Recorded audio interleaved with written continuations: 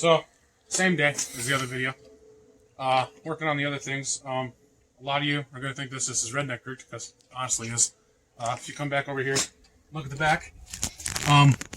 These are 4 new bolts that I got for the exhaust the exhaust heat shield. Now, below the exhaust heat shield on the left side, oh, there's a flash. Over here on this side, you might be able to see that the exhaust is actually half on, half off down here. And so, I'm not going to get a whole new exhaust manifold because the studs are a different type of stud. The nut already broke off. But I can take a C-clamp that I bought that's 2 or 3 inches. So I'll grab that real quick. And I'm just going to literally use the C-clamp to, once I loosen it, probably have to go on the bottom side, this part, so that I can screw it up and in so that I don't have the deal of stuff being in the way. But I'm literally just going to put it on the top of the manifold and the bottom of the manifold and clamp it to get that exhaust tightened to where it can't leak out the side, because it sounds like absolute rat rod fart can garbage. And I don't like that. And so we're going to stick it on, tighten it up, see if it sounds any better. If it does, we'll leave it. If it loosens, because this is a thread and vibrations tend to loosen threads, I'm going to turbo the car. That's like not even a question. So I'm just going to weld it. You know, I'll have to get a whole new manifold for that anyway. I already planned on it. I know what manifold I need to get. It's not going to bother me that I have a welded C-clamp in my engine bay. So we actually got to get to taking off the bolts now, which when I got them, I think they're size 12. This is my buddy's tool case. I'm actually at his house because I don't want to go back to my house and get mine. So I think it's a 12. We'll actually test it before I get the wrench out. Ratchet wrench. Oh, she's solid. She's minty. So probably be what she eats. Tight. Loose. So actually, real quick, just to make it easier, I'll take off the painted valve cover. Set that over there. This is the same video as the oil. You can see where I spilt the oil. She's a little minty, but you know, you deal with it. I did order a new fuel injector kit because I know the O-rings and all the sealing for mine are old.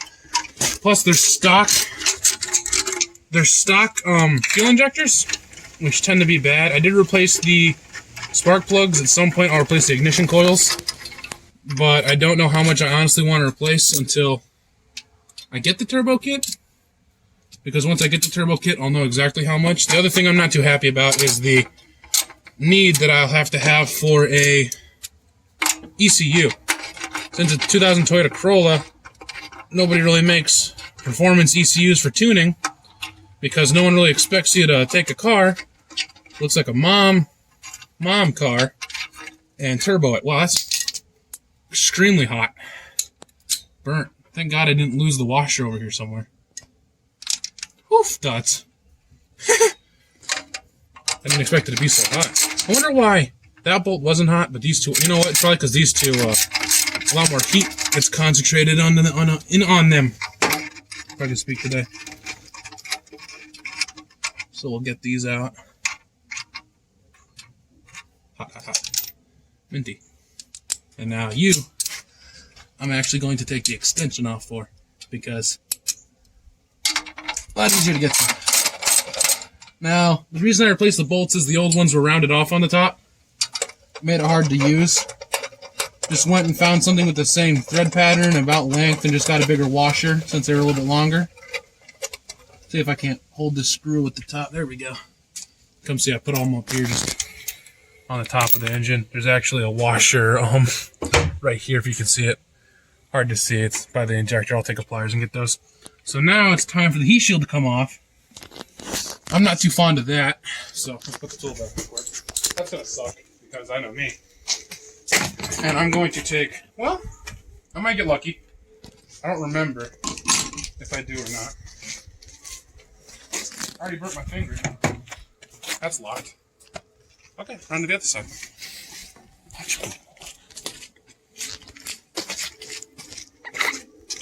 That'll get edited out, maybe. We'll see.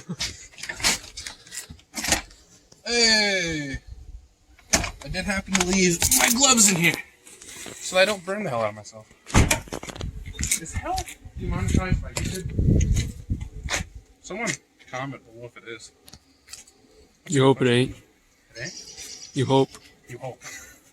I don't have any ads. There's pliers in that toolbox. Okay, so now we're on to the heat shield, so he'll turn the flash on. And the two bottom bolts, like down here and down here, are rusted out from the old heat shield. And so the bolts don't have to come off for it. It's not a major thing. It doesn't change anything, but should be able just to jimmy its way. If I get both hands in here, up and off, like that. Now, you can definitely tell it's an exhaust leak because of how black it is. I mean, I'll take the back end of a... Man, that smells like straight... death? Engine death? What would you call that?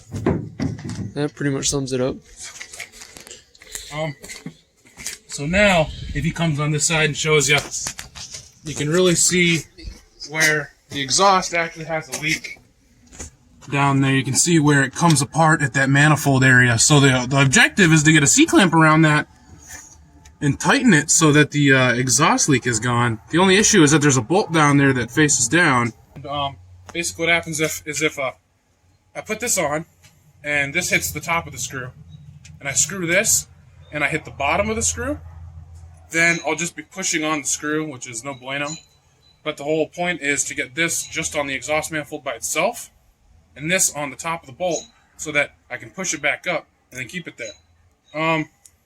If it holds when I turn it on, cool. If it wants to vibrate and unscrew itself and fall off, then like I said, I'll just weld it, and I won't record that because that'd be really hard to record, me welding in the engine bay. So, I think I'm going to have to get this put on off camera just because of how much space there's limited there, but I'll show it to you guys once I get it on, so see you in a little bit. Okay. So, obviously I dark out. It's also wet from the rain, so there's not much more we can do. But my friend here, he's got long and skinny arms and skinny fingers, me, him, Chungus. So he actually got the C-clamp on the way I wanted it. I was doing it the other way because of what it was, but it's actually easier to turn from the bottom. But I don't have my wheel, what do you call them, ramps, to move the car up onto to have it in the air so I can get under there. And it's too dirt nasty low for me to actually get under there by myself right now. But we did get it on. We did tighten it a little bit. With the light, we can actually see that we did close the gap a bit. I'm going to drive it home. Hope it stays on. It should stay on because the vibrations would have gotten rid of another thing we have screwed in there so far. And so it shouldn't. It should stay there. So he's going to show you actually where it's at and how tight it is right now. And then tomorrow I'm not going to record it just because there's no point in recording it because the video will go up probably if today's Monday, Wednesday, or Friday. So, I mean, I could. You know, you'll know because I'll put it in the video if I did or not. But I'm going to do it no matter what. But I'm not going to show you us putting the heat shield back on because that'd be useless. You already know how we took it off. It's the same way to put it back in. We only took off the heat shield, so there's nothing else to worry about. So he's going to show you now how it's clamped on there. So you can see that the handle for it is on the bottom, and the regular part that would stick to it is on the top. So you can see that it started closing the gap. And so tomorrow I'll get under there if I can with my video and tighten it, and then that'll be the video.